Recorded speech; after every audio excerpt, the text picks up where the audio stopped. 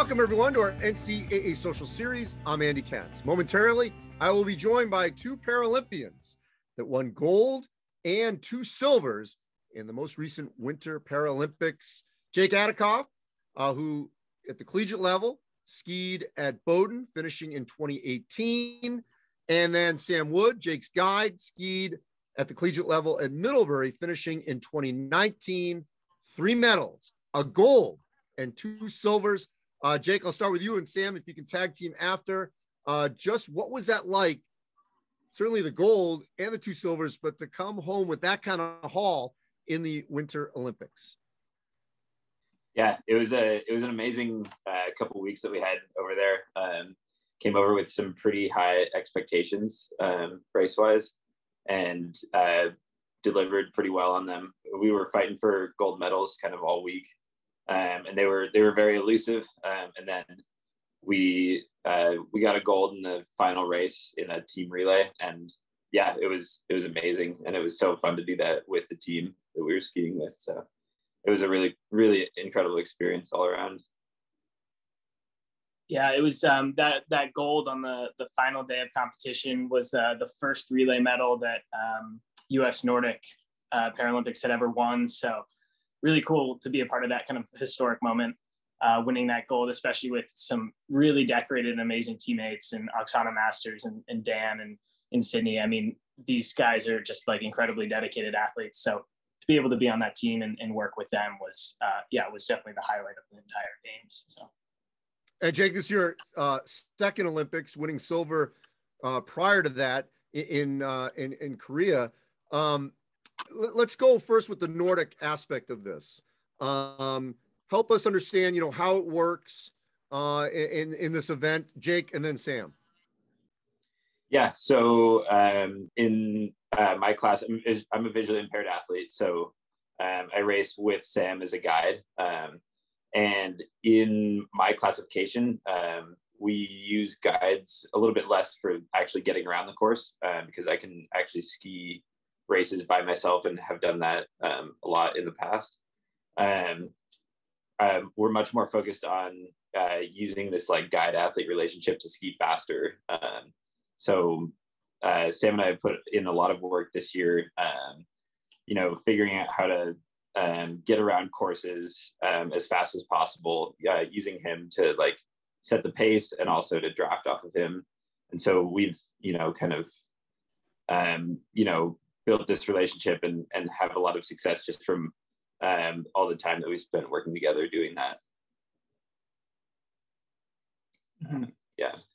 Yeah, it's definitely a unique, guide athlete relationship. It doesn't really show up elsewhere in sport where my job is just to fully help Jake ski the best race he can. So, Jake's racing against a whole class of visually impaired athletes in the kind of categories descend in visual impairment, and Jake's in the least visually impaired category. So that means that he is skiing really quickly and moving really fast out there in course. So a lot of my job is just making sure that, we're skiing the right lines, right? Taking the best corners and just saving seconds wherever we can.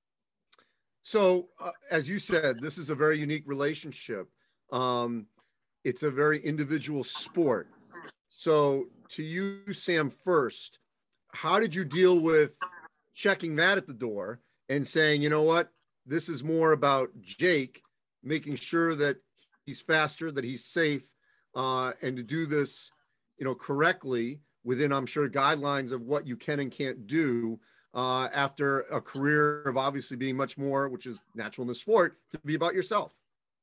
Yeah, definitely. No, it was an interesting transition. And I think it's probably similar to the transition a lot of coaches have when they go from athlete to coach, which is suddenly the reins are out of your hands. I can't pull Jake or push Jake around the course. It's all under his own power. So I'm out there just trying to support and create, the best environment for him to have his best race every day in the same way that a coach does. I just get to be actually out there on the course. But yeah, it was definitely I had to take my foot off my own competitive, gas pedal, right? And kind of, really focus on, okay, what does Jake need here? we had figured out kind of a lot of nonverbal cues in ways that I could understand how he was skiing and, you know, where his energy level was at and, you know, how hard we could push in that moment.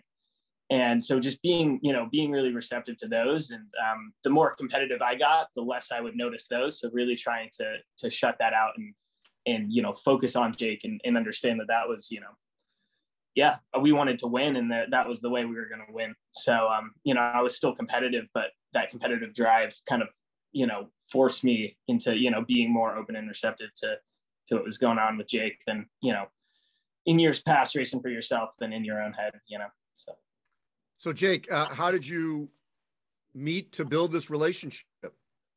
Yeah, so Sam came out to Sun Valley, Idaho, where I grew up, for a postgraduate year after racing in high school. And it was the same time that I was actually leaving to go to Bowdoin. He showed up and had a spot to live with my parents for the first month you were in town. And so we kind of met briefly then, and then we would spend summers training get together in Sun Valley, and also, you know, got to know each other really well skiing on the NCAA circuit on the East Coast. And yeah, formed a pretty strong friendship then. And then I kind of, yeah, just went from there. When COVID hit, I was working in San Francisco and came home, thought I was only going to be home for a couple weeks and then back in the city. But I stuck around kind of through the pandemic, and Sam was again, we were both living with my parents again, which is obviously a really cool thing to do. But we were having fun, and, you know, I was getting out. He was on the professional team at the time, or on the professional team that we both ski for now. And so I was joining for training sessions and kind of slowly getting back into shape. And then a little over a year ago, it kind of came time to, you know, question, you know, what I wanted to do with skiing, figure out where I wanted to go. And yeah, Sam kind of proposed that we go at this together, and, you know, kind of relentlessly attack this year, training wise, and go for gold at the Beijing Games. So what's interesting to me, you know, what's interesting is, let's say compare it to, you know, a track athlete who has a guide. You're on stable ground. There aren't, you know, especially if it's just a basic race or whatever, aren't many obstacles.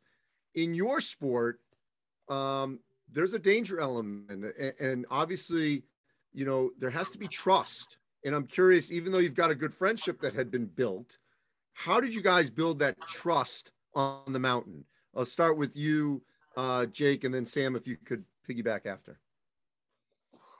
Yeah, our trust mostly is in our communication. We talk through a lot of, you know, our ski races before we even get to the start line. And, you know, that's when we decide on race plans and how to ski a course. So yeah, it's just been a lot of time, like figuring out how to have those conversations and how to have them effectively. But yeah, it's purely communication, I would say.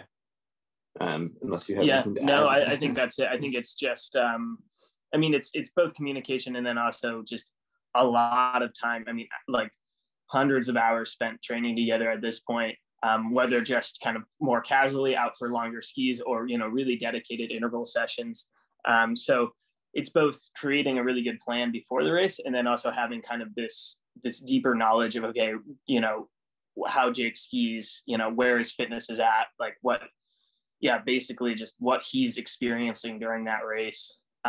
So that really became possible just because we spent, you know, that much time kind of training, you know, one-on-one, you know, and with our teammates, but really just focusing on, okay, how are we as a pair, you know, going to ski best? So, yeah. So look, Beijing, obviously there was a lot of questions because of COVID.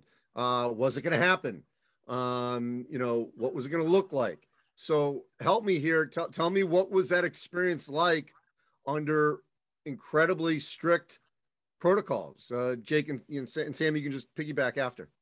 Yeah, I mean, we, you know, didn't really think too much about if Beijing was going to happen or not. it's not really an effective way to approach a season.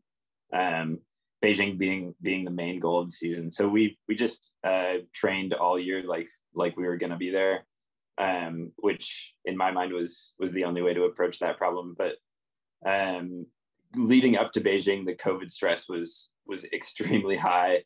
There was a 14-day, like, if you get a positive test, it's no flight to Beijing. So we were, that was probably the most stressful part of our race season, was just trying to stay healthy through, the 3 or 4 months leading up to it. And yeah, we got, both got, I would say, very lucky, no positive COVID tests, and got on the flight to Beijing. And then once we were there, COVID, I mean, must have been the most secure COVID bubble in the world. I don't think that there were any positive tests or positive cases when we were there. So it was pretty incredible to see that.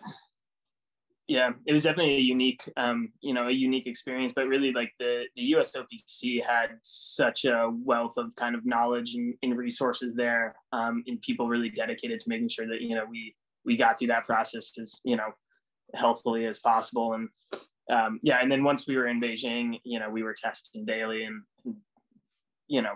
there was always the chance of, either a false positive or an unlucky positive. But we made it through. It definitely at times seemed like the idea that we'd actually make it through the games without any false positives seemed ridiculous, right? But it happened. The whole team, made it through without incident. Everyone, on our team was able to compete, and, we're really thankful for that. So, yeah. All right. So I just want to wrap this up with going back to your college experiences. Jake and Sam, if you can, answer this, just how much did Bowdoin and Middlebury prepare you for the Olympic level competition that you've had great success in?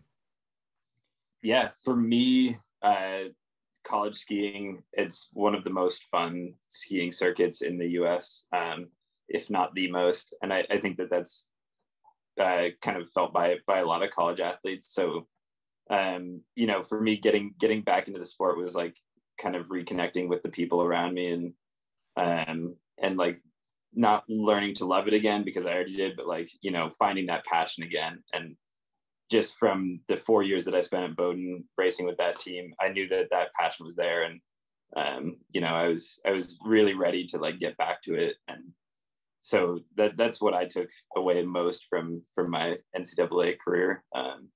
And also training with Nathan Alsobrook at Bowdoin, and the team there.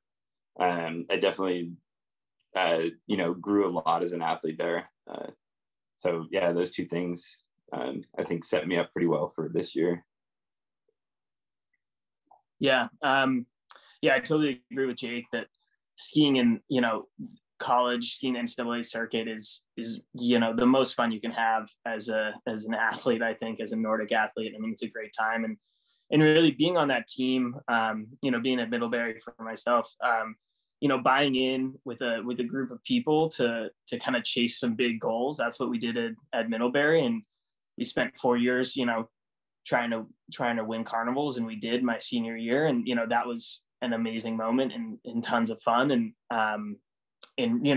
that was really the same thing that we did here, which was a team of people, Jake, our coaches, this entire community kind of was like, Jake's getting back into it and he wants to go for gold. So it was a really similar experience as far as just like, okay, here's a collection of people with a shared vision and they're going to work hard to achieve it. And we did, and it was amazing. And it was a ton of fun. And, that was a feeling that I first kind of learned in college at Middlebury, and to get to recreate it on an even kind of bigger scale. That was incredible. Yeah.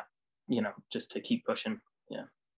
And what I love here is you've got two New England rivals from Vermont and Maine, those states, joining forces for the U.S. To win medals in the Olympics. Again, gold, 2 silvers. Jake won a previous silver. Unbelievable competition results from both of you. Congratulations again for just an amazing Olympics. Hopefully there's more Good news for the two of you here in the future. So that'll wrap up this edition of our NCAA social series. As always, you can go to ncaa.org/social series, where all of them are archived. Thanks for watching, everyone.